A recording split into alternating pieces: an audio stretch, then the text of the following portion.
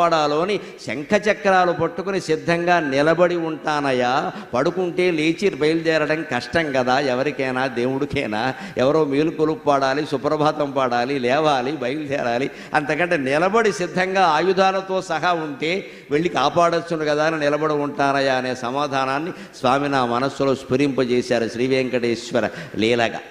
లేవో కూర్చున్న రత్నపీఠ శతముల్ శ్రీ వెంకటేశ ప్రభు ఏ వేళన్ గజముల్ కుచేలు రుధువుల్ కృష్ణల్ నిన్నురో రవాయంచని భక్త రక్షణకు చక్రంబూని నిల్చుంటివో నీవే మాకొక మార్గదర్శి విసుమా నీ లీలలిట్లుండునా.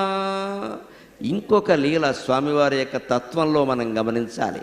ఎప్పుడు దర్శనం గొప్పది అని ఏదో చేసుకుని వెళ్ళిపోవడం కాదు. నిజంగానే గుడిలో దర్శనమే గొప్పది. దర్శనం అంటే ఏమిటి?